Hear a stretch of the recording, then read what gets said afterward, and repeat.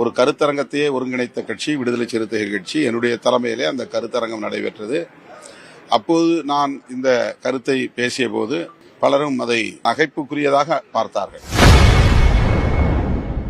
ஆட்சியிலும் பங்கு, அதிகாரத்திலும் பங்கு என்று நான் கேட்டபோது அனைவரும் தன்னை கேலி செய்து பேசியதாக விசிக தலைவர் திருமாவளவன் தெரிவித்துள்ளார். சார், குறிப்பா எல்லா கட்சிகளுமே இந்த ஆட்சியில பங்குன்ற இப்ப பாமக என்ன சொன்னா நம்ம 6 அமைச்சர் தரணும் அப்படின்னு அன்புமணி பேசுறாரு. தேமுதிக ஒரு பக்கம் அவங்களும் இந்த ஆட்சியில பங்குங்கிற நல்ல விஷயம் தான் பேசுறாங்க. இப்படி எல்லாருமே ஓரளவு பேசும்போது நீங்க மட்டும் அந்த பழைய ஸ்டாண்ட்லயே. நான் பிராக்டிக்கலா பேசுறேன். அவங்க இதெல்லாம் நான் பேசுற காலத்துல அவங்க பேசல. 2015, 2016 இந்த காலகட்டத்தில் 10 ஆண்டுகளுக்கு முன்பு தமிழகத்தில் கூட்டணி ஆட்சி என்கிற பெயரில் ஒரு கருத்தரங்கத்தையே ஒருங்கிணைத்த கட்சி விடுதலை சிறுத்தைகள் கட்சி. என்னுடைய தலைமையிலே அந்த கருத்தரங்கம் நடைபெற்றது. அப்போது நான் இந்த கருத்தை பேசிய போது பலரும் அதை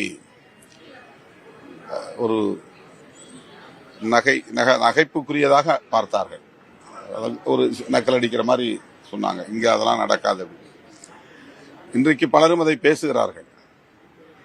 அன்றைக்கு நான் பேசத் தொடங்கிய போதே எல்லோரும் இந்த கருத்தை வரவேற்றிருந்தால் அதற்கு வலு கூடியிருக்கும்.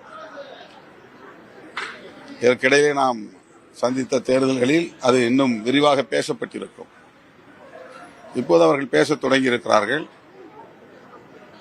நாங்கள் அந்த கருத்திலே மாறுபடவில்லை, அதில் உடன்படுகிறோம்.